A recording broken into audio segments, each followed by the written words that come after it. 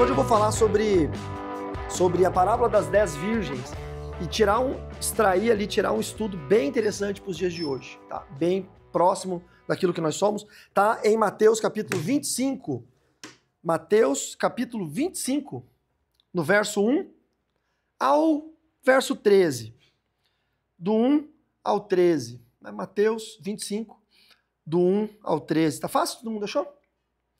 O texto diz assim: o reino do céu será semelhante. Quando uma parábola... Aqui, esse sermão de Jesus, só para ambientar vocês, esse sermão de Jesus, ele faz parte do sermão profético, que está descrito em Mateus 24 e Mateus 25. O sermão profético de Jesus, ele fala sobre o reino dos céus e sobre a vinda de Jesus, ou seja, está preparando o povo, os seus discípulos, para a volta dele, né? Então, essa parábola faz parte de um sermão chamado sermão profético. E aí ele começa dizendo: o reino do céu será semelhante a 10 virgens, ou seja, está dizendo como funcionam as coisas até a volta de Jesus. Acharam Mateus 25? Conseguiram?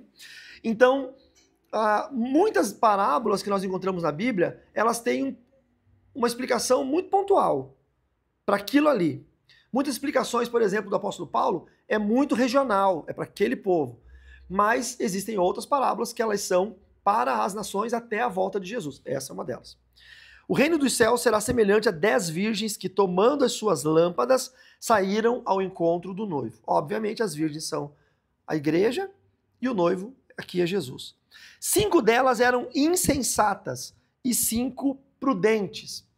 Talvez vocês tenham versões diferentes que vai falar nécias, loucas, várias versões diferentes. Eu gosto muito da versão que chama de insensata, porque insensata é aquela que não tem senso, não é? E senso é a capacidade que você tem de saber exatamente o local que você está, o que te rodeia e o que você veio fazer aqui. E aqui a Bíblia já fala que tem gente que não faz a menor noção do que está fazendo dentro da igreja e dentro do reino. 5 tem noção, 5 não tem noção. Podemos chamar de crente sem noção?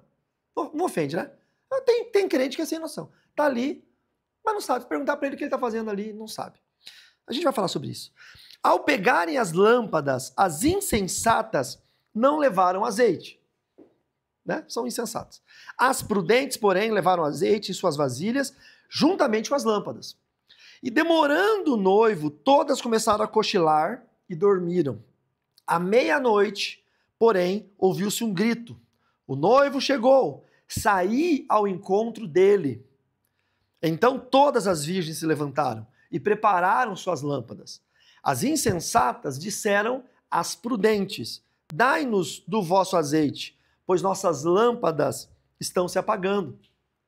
Mas as prudentes responderam: não, talvez não haja o suficiente para nós e para vós. Ide, porém, aos que vendem azeite e comprai-o para vós. E assim que elas saíram para comprá-lo, o noivo chegou. As que estavam preparadas entraram com ele para a festa do casamento, e a porta se fechou. Depois também chegaram as outras virgens e disseram: Senhor, Senhor, abre-nos a porta. Ele, porém, respondeu, e é a resposta mais dura, na minha opinião, ele, porém, respondeu: em verdade vos digo que não vos conheço. Portanto, vigiai, pois não sabeis nem o dia, nem a hora. É um texto bem duro, né? Eu gosto muito dessa parábola, mas ela de fato, ela é uma parábola bem, bem dura. E eu separei alguns pontos que são bem importantes dessa parábola. São pontos didáticos da parábola. O primeiro dele, com certeza, são as insensatas, não é? A insensata é aquela, repito, que não tem noção, não tem senso. Você sabe, né? O censo do IBGE, o que o censo faz? Ele vai numa cidade e ele quer saber tudo sobre aquela cidade, quantas pessoas tem, faixa etária, índice de educação formal, áreas de trabalho, etc, etc, etc. É o censo. Para que o governo daquela cidade tenha o censo dos seus habitantes. Chapecó, o último censo, disse que nós estamos com 285 mil habitantes, né? Acho que é isso, 285 mil habitantes. É uma grande cidade para o tamanho de Santa Catarina, para o oeste catarinense. A gente só sabe disso porque tem alguém que fez o censo. Se ninguém fizesse o censo, ou talvez nós ou o prefeito seria insensato. Ele não saberia quantos habitantes tem, quantos contribuintes tem, quantos eleitores tem. O senso é necessário para esse tipo de coisa. E aqui Jesus compara, então, metade dessas virgens, dessas noivas, como insensatas. Aquelas pessoas que estão no lugar sem fazer a menor ideia do que estão fazendo ali. Vocês acham que existe gente assim na igreja? Não é? Eu separaria em dois grupos. Dois grupos. O grupo dos mal orientados. Tem gente que é insensato porque ele é mal orientado. Ele chegou ali e tem gente que toma um golpe para a igreja. Eu lembro de uma história de um pastor que... o pastor, como é que é? Eu vou errar essa história, mas a história é engraçada de qualquer forma. O irmão ligou pro pastor e falou, pastor, pode vir na minha casa para tomar uma sopa? Inverno, sul do Brasil. Eu falei, pô, sopa? Claro que eu vou. Aí foi. Quando ele chegou lá, ele viu que tinha mais umas 10 pessoas. Você lembra dessa história? Tinha umas 10, 15 pessoas. E aí, quando ele achou estranho, né? Daí o irmão foi, botou um data show na mesa, assim, e era uma reunião da Rinodê. aí, no final, ele deu uma sopa mesmo pro povo tomar. Mas, pô, sacanagem, né? Deu golpe no pastor, né? O pastor falou, pô, irmão, pensei que eu vim aqui pra orar, tu me chamou pra reunião da Rinodê? Então, tem gente que vai pra igreja meio que nesse tipo de golpe. Não, vai que é legal. Vai. O network, hoje, né? Hoje tem o espaço gourmet, eu não sou contra. Cujo nome você pode falar. Eu não sou contra, irmãos, eu não sou contra. Igreja boa, igreja com espaço gourmet, igreja com, sabe, aquelas mega church, assim, eu acho... Eu admiro muito os pastores ter a habilidade administrativa de gerir uma igreja com tantos departamentos, tudo bem funcionandinho, é realmente admirável. Mas é fato que uma estrutura como essa, tão grande, com tantos departamentos, propicia os insensatos de congregarem ali. Porque se você pegar ali um censo natural e perguntar para todos os membros e congregados, não é? Você está fazendo o que aqui? Ah, eu vim aqui para buscar Jesus. Ok, quem é Jesus? Me fala na Bíblia quem é Jesus. Me fala o que você sabe sobre Jesus. O que significa o nome Jesus? A maioria de vocês não sabe o que significa o nome Jesus. Porque vocês nunca pararam para pensar nisso. Por que Deus deu o nome de Jesus se a profecia era que ele se chamaria Emanuel? Vocês precisam saber isso, vocês são crentes. Não é? Então, vejam, a maioria não sabe. Por quê? Porque é mal orientado. Porque colocou na cabeça que se tem um pastor ali, o pastor precisa saber. Eu não. Não, pergunta pro meu pastor, eu não preciso saber, ele sabe, é ele que estudou. Só que quando o noivo chegar, ele não vai chamar só quem ensinou. Ele vai chamar quem teve que aprender também. E esse é o grande erro da igreja. Porque nós terceirizamos tudo nas costas do pastor, e eu não estou tirando meu carro meu carro do campo, acho que essa frase não existe, inventei agora. Da estrada, qualquer lugar que seja, né? Não estou tirando, mas eu tô querendo dizer que o papel do pastor é ser um preceptor, é passar o conhecimento para alguém, e esse alguém precisa adquirir esse conhecimento e se fortalecer nele. Senão ele se torna um insensato debaixo da batina do padre, né? Debaixo da saia do pastor. Não sei se o pastor tem saia. Os meus jargões hoje estão horríveis. Na saia do padre, né? Se for um pastor escocês, ele vai ter um kilt, que é uma saia, aí... Essa foi só para os escoceses, vocês são brasileiros, vocês não entenderam. Então vamos lá. Um grande problema das virgens insensatas é que elas não conhecem o noivo. E aqui está um grande problema. Tá? Primeiro porque nessa época já tinha casamento por amor. Embora muitos povos ainda operavam o casamento por contrato social. Né? Minha família tem um menino, sua família tem uma menina, a gente conversa e fala assim, poxa, seria legal se as nossas duas famílias se unissem por um laço matrimonial. O que você acha de você vender sua filha para o meu filho? Vender? Porque tinha que pagar. Tinha um negócio chamado dote. Se você não tivesse dinheiro, você não comprava a menina, você não casava com ela. A maioria de nós hoje estaria lascado, estaria solteiro, não casaria. No Brasil caiu só em 2002. Em 2002 caiu o dote? O Código Civil de 2002 não previu mais. O de 1916 previu o dote. Mas ninguém pagava dote em 2002, né? Se você for ver, por exemplo, a lei de registros públicos, está lá dote. Tem ainda? Escrito lá, das coisas antigas que antigamente se tinha, né? Meu Deus do céu.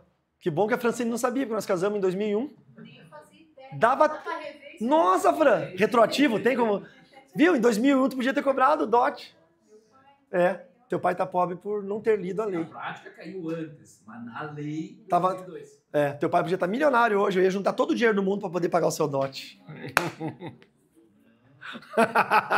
Tá querendo, né? Já sei o que você pensou. O problema é que as pessoas não conhecem o noivo. E essas virgens insensatas, essas noivas insensatas, a maioria delas são contrato social. Elas estão ali por um motivo alheio à sua vontade, um motivo alheio à sua decisão, à sua tomada de decisão. Veja uns vídeos no YouTube de casamento de indianos. É muito estranho, mas o rapaz chega, tem várias meninas ali, prontas para casar, e ele escolhe uma, e obviamente ele vai escolher a mais bonita na visão dele, né? Só que normalmente ele é o cara mais feio que existe. E a menina reluta, e as outras empurram, dando graças a Deus que escolheu aquela. As outras colegas ali falam, não, vai que ele escolheu, graças a Deus foi você. E ele faz uma dança esquisita, e aí eles casam. Porque ele pagou o direito de casar com uma dessas meninas. Então, a maioria das pessoas insensatas estão no contrato social. E dentro da igreja existem virgens, noivas insensatas, que estão na igreja por um contrato social. E aí eu não estou falando do networking, eu estou falando da proposta que te fizeram, não é? Porque eu fui para a igreja porque eu quis Jesus. Eu conheci Jesus fora da igreja, e aí eu entendi que eu precisava conhecer uma igreja para poder operar a minha fé. A igreja seria a operadora da minha fé. Mas muita gente foi para a igreja porque foi convidado para um evento, e tá certo. Nada do que eu vou falar tá errado. Vocês já vão entender onde é que está o erro, mas nada do que eu vou falar está errado. Tem gente que foi para a igreja por um convite de um evento, ou um retiro, um jantar de casais, uma palestra sobre saúde mental, como a gente deu no final de semana lá em Palmas, no Paraná. Tá certo, foi para a igreja por um convite. Tem gente que foi para a igreja porque tá precisando do marido, uma esposa. São os ex-casados, os solteiros, soltados, divorciados, não é? E viúvos. E aí precisa casar, e aí vai encontrar um bom cônjuge aonde? No baile? Não vai, ele é crente, ou ele não é crente, mas gosta dos crentes, então vai para a igreja. Pronto. Um outro motivo é pessoas que estão passando por dores, problemas de saúde, tristeza profunda, luto pela morte de alguém, vai para a igreja para encontrar cura, refúgio. Outro motivo é pessoas que estão desempregadas e vão para a igreja para fazer campanha de prosperidade, para arranjar emprego, para melhorar o salário, campanha. Eu estou dizendo que isso aqui está errado? Nada disso está errado. Eu estou dizendo que campanha não existe? Não, muito pelo contrário. Eu sou o maior campanheiro que existe no mundo. Eu amo campanha. Eu acho que campanha segura o crente na igreja. Acho que, desde que seja bíblica, certinha, sem exagero. Se for campanha com oferta, que a igreja saiba qual é a finalidade desse dinheiro. Tudo certo. Agora, tem campanha que os caras fazem aí que levantam milhões e ninguém sabe onde é que vai o dinheiro. Aí o pastor compra um carro de 1,5 milhão lá. Eu vi na internet essa semana o pastor levantando uma oferta de 15 mil, que 15 irmãos com R$1.000, tinham que trazer até terça-feira, porque ele tinha uma missão que ele tinha que cumprir. Daí, hoje em dia, graças a Deus, não existe mais crente bobo. Um crente abaixou a faca do pastor, tinha entrado no nome dele um carro de R$950 mil que ele comprou, e o imposto para tirar o carro da agência era R$15 mil, e ele ia tirar na terça-feira. Só que ele mentiu no altar da igreja que era para fazer uma missão. Você entendeu? Então, eu sou contra esse tipo de coisa, obviamente, né? Obviamente, não é de Chapecó, fiquem tranquilos. É de longe daqui, é de outro país, é outro planeta, não é do Brasil, da Terra. É do outro... Na Terra não acontece isso. Então eu sou contra isso aqui, mas eu não sou contra todos aqueles motivos pelas quais as pessoas vão para a igreja. Aonde que eu sou contra? Na verdade, eu estou falando eu sou contra, onde que eu acho que a Bíblia encontra o contraste? Quando a pessoa veio para a igreja pela via evangelística, veio para a igreja pelo café com os homens, o chá das mulheres, o encontro dos empresários, veio para a igreja pela via evangelística e depois que ficou ali na igreja, não teve alguém para chegar lá e falar, meu irmão, você está vindo, está gostando, você vai ficar com a gente? Vou. Então você precisa sentar comigo uns 4, 5 meses, talvez um pouco mais, para aprender a Bíblia, conhecer a igreja, Jesus, os motivos pelos quais você está aqui dentro. O anseio de encher igrejas é tão maior do que o cuidado em salvar almas, que faz com que as igrejas fiquem cheias de pessoas que vão para o inferno, porque elas são completamente insensatas. Elas não conhecem o noivo. Elas estão lá, não é? É a velha história da velhinha no carnaval, baile de carnaval, a igreja ficou aberta para o evangelismo, e o bloquinho passando na rua e caiu uma chuva muito forte. Alguns correram, se abrigaram, e um rapaz correu e se abrigou na fachada de entrada da igreja, mas ele estava vestido de Satanás. E aí ele ficou na fachada da igreja, a chuva ficou mais forte e veio contra ele, ele entrou na igreja. E de repente, quando os crentes viram Satanás na igreja, os crentes todos correram. Mas uma velhinha ficou, porque acho que derrubaram a muleta dela, não conseguiu correr. E aí o irmão, vestido de Satanás, o irmão não, o carnavalesco lá, sentou do lado dela, ela olhou para ele e falou, ó, seu Satanás, Eu tô aqui na igreja, mas eu nunca deixei de gostar do senhor, viu? Deixa eu me livrar de um possível ataque do demônio. Existem pessoas que são assim. Existe crente que está na igreja evangélica e que não come carne na Sexta-feira Santa. Que é um rito católico. Muitos. Eu já falei na terça passada. Existe crente que lê horóscopo, existe crente que não sei o quê, enfim, né? Então são crentes o quê? Insensatos. São noivas que não conhecem o noivo. Onde está o ponto nevrálgico disso tudo? Nós falhamos quando não ensinamos quem é Jesus para as pessoas. Tá? Talvez existam pessoas, de fato, que estão junto conosco, porque o convite foi muito bom. A ideia é boa. Eu gosto de você e quero ir onde você vai. Mas é nosso papel, é seu papel, conhecer profundamente quem é Jesus e ensinar para as pessoas quem é Jesus. Não terceirize isso. Não fale, eu não sei, mas eu conheço um cara que sabe. Traga as pessoas aqui, por favor. Convide seus amigos, convide os funcionários, vamos trazer pessoas para eles aprenderem. Mas que vocês cresçam com esse conhecimento e possam ensinar outras pessoas também, amém? O segundo ponto é que as insensatas não amam o noivo. E quem não ama o noivo nunca faz nada de graça. Sempre quer algo em troca. Isso é verdade. Quem não ama não faz nada de graça. Quem ama... Eu conheço um cara aqui em Chapecó, que ele deu o rim dele para a esposa, a esposa estava com falência renal, precisava de transplante, ele era um doador compatível e ele doou o próprio rim para a esposa. A piada é pronta, né? Eu falei, você não pode divorciar, senão nós vamos dizer que ela levou tudo, até o teu rim, né? A piada é pronta. Mas veja, né? Ele ama essa mulher, então ele faz de graça isso, ele não pensa que pode dar um problema nele, que pode dar um erro na cirurgia, que ele pode morrer fazendo isso. Ele não pensa. Ele ama tanto essa pessoa que ele faz.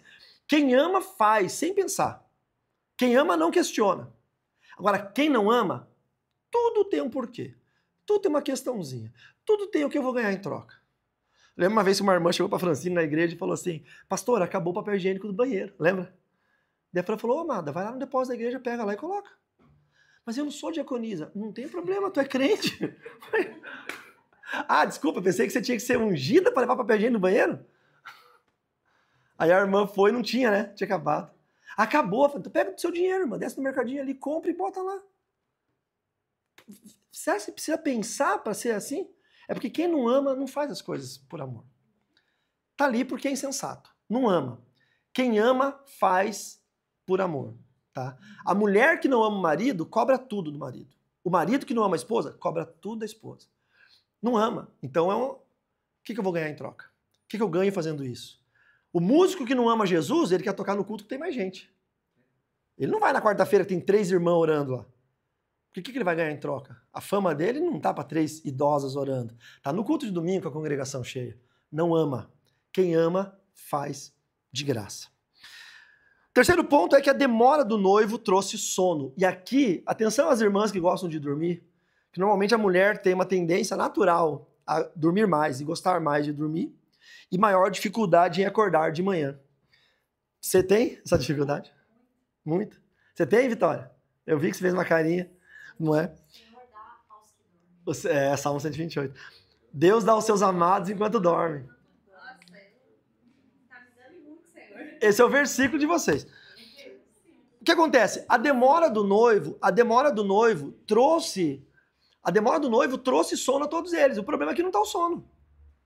O problema não está em dormir, porque as sensatas dormiram e as insensatas dormiram. Ou as prudentes, né, dormiram. Então, o problema não é o sono. O problema é que quem está preparado pode dormir. E durma em paz. Com a sua mente consciente e tranquila. Agora, quem não está preparado não pode dormir. Porque você não está preparado. Você vai ser pego de surpresa. Vai dar ruim. Esse é o grande lance. Tinham 10 mulheres ali, 5 podiam dormir. 5 não podiam dormir. 5 tinham ido buscar azeite. 5 não precisavam, já tinham. 5 sabiam que era o noivo, 5 não sabiam. Eu não sei quem é o noivo, que eu vou me casar daqui a pouco. Deixa eu pesquisar quem é o cara. Deixa eu dar uma olhada no LinkedIn dele. Deixa eu ver o Instagram do noivo. Eu tenho que saber quem é esse cara. Esse é o grande problema. As pessoas despreparadas, insensatas, elas são tão despreparadas e tão insensatas que é óbvio que elas não vão levar azeite. E aqui o azeite é um símbolo bíblico poderoso da unção de Deus, da separação da santidade, da palavra de Deus e do próprio Espírito Santo. A pessoa insensata não carrega o Espírito Santo com ela, não carrega a palavra de Deus com ela, não sabe responder uma afronta da vida com um versículo bíblico, não tem essa facilidade em lembrar de texto porque não lê. A gente viu um vídeo de uma moça, né, na rua, o cara falando assim, ganha um chocolate, um docinho, se você falar o que está escrito em João 3,16. Para nós, todo mundo sabe o que está escrito em João 3,16? Vocês lembram de cabeça? Quem não lembra? João 3,16. Não lembra. Ou não sabe? Não lembra. Vocês lembram? João 3,16? Pode levantar a mão, quem não lembra, não precisa ter vergonha. Não lembra? Agora eu vou falar, vocês vão falar. Ah, eu lembro. Porque Deus amou o mundo de tal maneira que deu seu Filho unigênito para todo aquele que não pereça, para todo aquele que crê não pereça, mas tem a vida eterna. Pronto. Todo crente sabe. Mas na rua ninguém sabia. Aí teve uma moça que quando eu vi a skin dela, eu falei, essa sabe. Tava de uma roupinha bem básica, um saião comprido e um coquinho no cabelo. Eu falei, essa sabe. Irmã da Assembleia, não vai me decepcionar. E ela falou, porque Deus amou muito a maneira, já mandou ali. Daí o cara falou, nossa, você sabia? Como que você sabia? Daí ela falou, porque eu leio a Bíblia. É isso. Quem tem o azeite tem resposta bíblica para qualquer situação da vida. Ó, vou dar um exemplo da dona Fran. Sei que é a malandragem dela, mas é um exemplo. Ah, quem gosta de dormir? Salmo 128. Deus dá aos seus amados enquanto dorme. Eu sei que é malandragem. Mas lê a Bíblia. Você que é advogado, foi boa a argumentação ou não? Então, o problema não está no sono, porque é a demora da vinda de Jesus. A gente não sabe quando ele vai vir. O problema é você dormir não estando preparado, porque ele vai vir no momento que você menos espera. E essa preparação pode ser tudo, querido. Pode ser um pecado que você não abandonou ainda. Pode ser um ato de justiça que você precisa fazer e não fez ainda. Pode ser a santificação da sua vida que você não santificou ainda. Pode ser tanta coisa. Tanta coisa. O noivo vem. E aí vem o próximo ponto, que é o grito da meia-noite. Não é? A meia-noite ela traz uma incerteza, né? Uma escuridão. Ela traz na linguagem bíblica um sabor diferente, né? Meia-noite, porque é chamado meia-noite exatamente por ser na metade da noite. As pessoas dormiam quando o sol se punha e acordavam quando o sol nascia. Então, 6 horas da tarde o sol se pôs, todo mundo para a cama, não tinha energia. Então, era custoso manter lamparinas acesas à noite. Então, o povo dormia cedo. No interior é assim, né? Na roça é assim, até hoje. Então, a meia-noite é o horário do sono profundo, aquele sono pesado. Então, a vinda de Jesus simbolizada na meia-noite, na parábola, é no momento que você de fato menos espera. Vocês percebem que elas cochilaram e depois vieram a dormir? Esse primeiro cochilo era aquele sono ali inicial, né? Que você tá meio atento a tudo, o cachorro late, você acorda. Caiu o celular na mão, dorme com o celular na mão e cai na cara. Assim, tá. Mas a meia-noite é aquele sono que realmente é muito pesado. E é exatamente esse o princípio da parousia, da volta de Jesus. É no momento em que você menos espera, quando você não está mais preparado, quando você esqueceu. Por isso que é bom a gente se preparar antes. Se for para esperar, para se preparar na hora, vocês sabem o que vai acontecer, a gente já leu o texto. Saiu para se preparar, Jesus voltou. Então, tem que estar preparado. O grito da meia-noite, todos se levantaram. E aqui tem um detalhe bem importante. As insensatas que não tinham azeite, pediram azeite para as prudentes. E, óbvio, por serem prudentes, não deram azeite. E aqui vem um detalhe. Você é um crente prudente? Pare de ser escravo espiritual dos outros. Porque o imprudente pede oração para você o tempo todo, porque ele não ora, mas ele sabe que você ora. O imprudente não jejua, mas sabe que você jejua. O imprudente não lê a Bíblia, mas sabe que você lê a Bíblia. Ele fica o tempo todo pedindo azeite, o tempo todo. E quanto mais você der do teu azeite que custou caro para você, você perdeu horas de estudo bíblico, você perdeu horas de sono orando de madrugada, você perdeu dias de refeições deliciosas que você não comeu porque estava de jejum, custou caro para você. Enquanto você fica dando o teu azeite para quem não batalha pelo azeite, quem não paga o preço, você está fortalecendo nele a mentalidade de um insensato. Continua sendo o escravo espiritual de alguém, que você vai continuar fazendo ele ser o mendigo espiritual de alguém. Ele sempre vai pedir algo de alguém, ele sempre vai querer algo de alguém. Então elas, por serem prudentes, elas disseram, não, esse azeite custou caro. Eu não tenho azeite para dar para os outros. Vocês lembram da história do dinheiro que o irmão perguntou para mim se eu tinha R$1.000 para emprestar. Eu falei, eu tenho R$1.000, mas não tenho para emprestar. Não, mas você tem R$1.000? Tenho R$1.000. E você não vai me emprestar? Não, não vou. Por quê? Porque eu sou prudente. Esse dinheiro está guardado, vai que meu filho fica doente, vai que eu preciso socorrer alguém numa emergência e eu preciso sair correndo. Eu te empresto, não volta. Você sabe como funciona. Emprestou dinheiro, já era. Melhor você dar do que, né? Então, elas eram prudentes, elas falaram, eu não posso dar meu azeite, porque vai faltar para vocês e vai faltar para nós. A tua imprudência não pode atrapalhar a minha prudência. Eu fui prudente e guardei o azeite. Agora, porque você não é, eu vou dividir contigo e nós dois vamos ficar sem? Vocês entendem o papel disso? E isso está cheio, gente, cheio de gente se arrastando hoje. Se arrastando dentro da igreja. Mendigando uma oração. Mendigando, não é? A gente fazia campanha de oração e vinham irmãos e falavam, olha, não pude ir, mas lembra de mim no monte quando você for orar. Eu falei, tá, mas você não foi por quê? Ah, não, porque eu fico engripado se eu for, e os mosquitos me comem tudo lá. Eu falei, mas eu também, eu voltei tudo picado de mosquito, voltei resfriado uma semana coaiado aqui, porque eu fui orar por você, que não quis ser atacado pelos mosquitos. Entenderam a diferença do prudente com o imprudente? O insensato não se preocupa com nada, pois sempre pede aos outros. E quando você fornece ao insensato aquilo que você tem, você fortalece nele a cultura de não se preocupar com nada, porque sempre alguém vai dar alguma coisa. Sabe por que sempre tem mendigo no sinal? Porque sempre tem alguém que dá alguma coisa. Sempre vai ter mendigo no sinal, porque sempre tem um bobo que dá dinheiro para ele usar droga, vai tomar cachaça. O dia que todo mundo parar de dar dinheiro para mendigo, mas daí você odeia os mendigos. Não! Eu quero que eles trabalhem. Eu quero que eles sejam curados, eu quero que eles sejam atendidos. Mas enquanto ele estiver no sinal recebendo esmola, ele nunca vai procurar assistência da prefeitura. Ele nunca vai procurar uma casa de acolhimento, um centro de recuperação. Nunca! Mas quando não tiver mais nenhuma opção, todas se esgotaram. Ele está 5 dias sem comer, está morrendo de fome. Pode ter certeza que ele vai a pé, lá no Reviver, Renascer. Ele vai a pé, lá no interior, 30 quilômetros de chão, e vai falar assim, pelo amor de Deus, me interne aqui.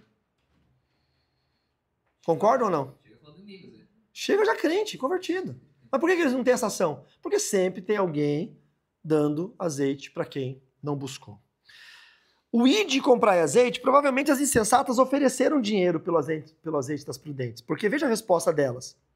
As prudentes disseram, não, vai faltar para nós e para vocês. Ide e comprai azeite de quem vende. O que elas estavam dizendo? Elas estavam dizendo, não está à venda, vai comprar de quem vende.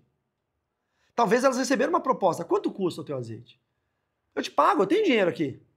Eu não tenho azeite, mas eu tenho dinheiro. E tem gente que acha que tudo é assim. Entendeu? Quanto custa? Na Bíblia, tem casos de magos vendo os apóstolos impor as mãos e as pessoas orando em língua estranha, recebendo o Espírito Santo, e eles querendo comprar esse dom. Quanto custa para eu ter esse mesmo dom que você tem? Porque é isso. O imprudente, o insensato, sempre vai querer comprar a unção do outro. Irmão, não venda a sua unção. Não venda o seu dom. Não negocie aquilo que Deus te deu, aquilo que você lutou para ter. Não negocie com ninguém, tá? Com ninguém. Eu vejo no campo, não é o campo de vocês, mas pode ser no futuro, campo ministerial. Tem muita gente que negocia ministério. Tem muita gente que negocia igreja. Negocia membresia de igreja. Ah, o meu filho pecou aqui, vamos colocar ele no outro campo, lá na outra cidade, porque ninguém sabe. Daí ele assume a igreja. Gente, acontece muito isso nas igrejas. Sabe, Satanás manda nesse meio administrativo, eclesiástico, porque é um bando de gente que não conhece o noivo. Aí vem a chegada do noivo. Assim que as insensatas saíram, o noivo chegou. Assim será a vinda de Jesus, irmãos. Quando nós menos esperarmos, Jesus vai chegar. Jesus pode chegar a qualquer momento. Se você pecar agora achando, não, Jesus não chegou em 2000 anos, não vai chegar amanhã. Eu vou dar uma pecadinha hoje, Jesus chega na hora que você está pecando. Foi isso que elas fizeram. Elas falaram, não tem azeite, mas o noivo está demorando mesmo, ele não vai chegar agora. Eu tenho um problema com gente que o fato de não ter acontecido uma coisa, acha que tal coisa nunca vai acontecer. Entendeu? Não, eu nunca vou morrer. Eu nunca morri. Eu nunca morri, então eu nunca vou morrer. Eu nunca bati o carro, então eu nunca vou bater. Eu nunca quebrei nada, então eu nunca vou quebrar. Jesus não chegou até agora, então ele não vai chegar amanhã. Esse é o grande problema. E é exatamente isso que Satanás quer que a gente pense. Que é uma farsa, uma falácia. Jesus nunca vai voltar.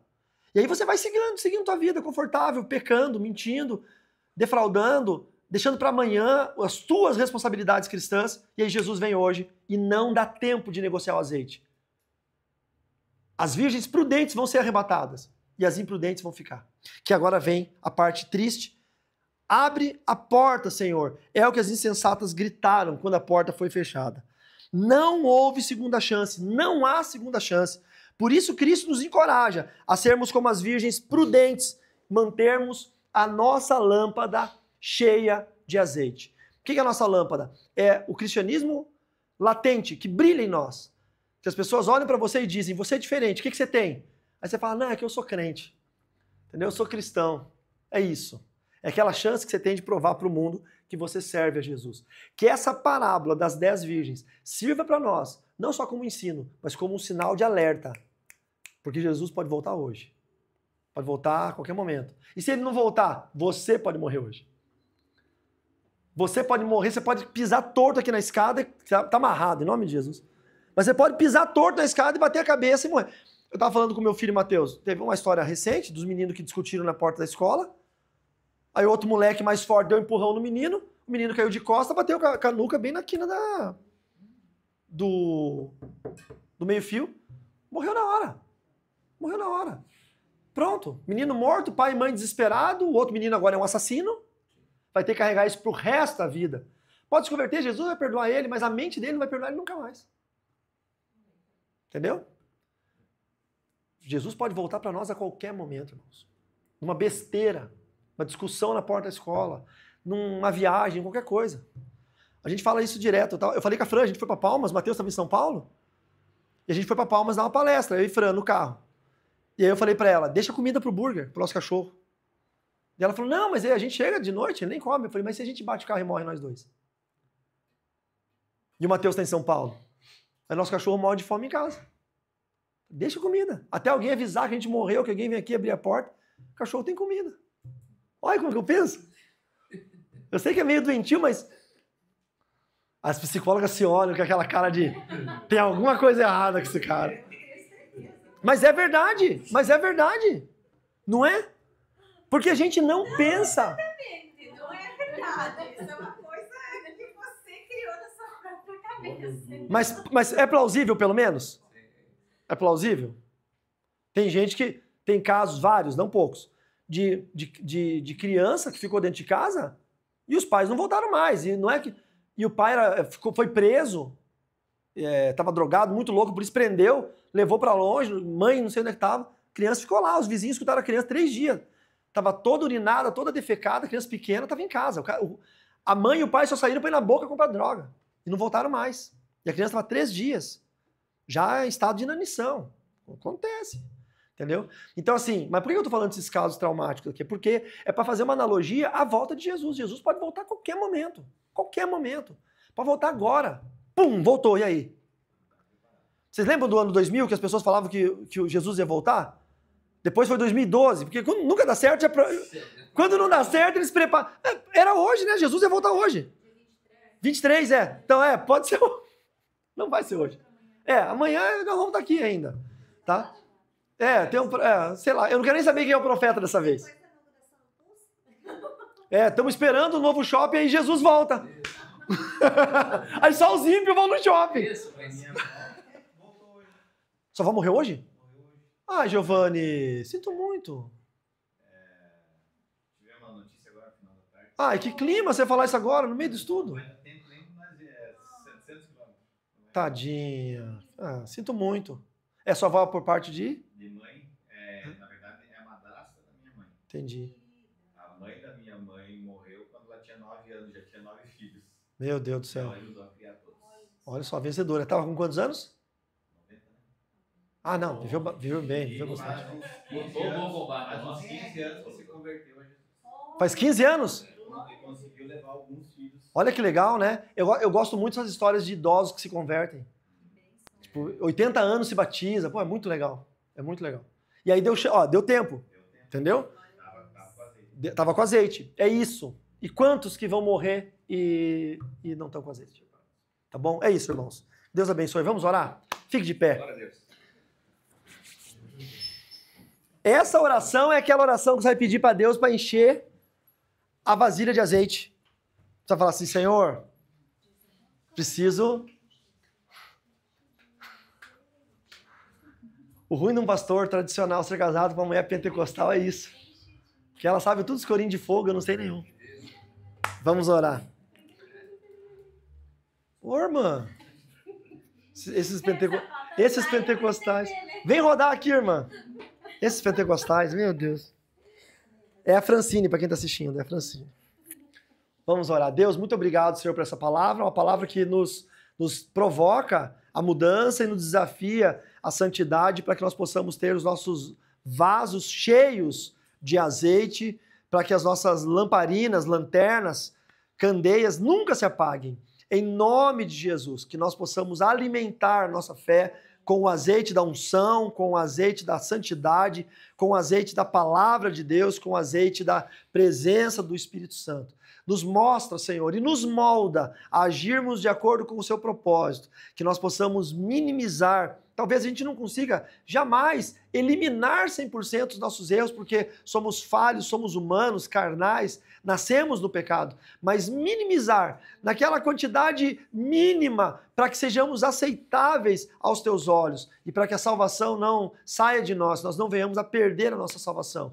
Ajuda-nos a andar em fé constante, ajuda-nos a cumprir com aquilo que o Senhor nos estabelece, ajuda-nos a sermos fiéis ao Senhor em tudo aquilo que a palavra nos ensina, para que nós estejamos prudentes com as candeias acesas e com as vasilhas cheias de azeite, esperando o noivo. E quando houver o grito, eis aí o noivo, que nós possamos entrar para as bodas do Cordeiro e para ficar eternamente ao seu lado. Nos ajuda a ensinar também aqueles que são nécios, aqueles que são insensatos, imprudentes, que estão na igreja, por um motivo ou por outro, mas que não conhecem o noivo Jesus Cristo, não sabem o que estão fazendo ali, não entendem o que é pecado, salvação, santidade, e esses, infelizmente, se perderão no dia do arrebatamento. Que nós possamos ser boca de Deus para poder ajudá-los e entregar a eles uma palavra que possa transformá-los. Pai, muito obrigado por todos os irmãos que aqui estão, em nome do Senhor Jesus. Amém.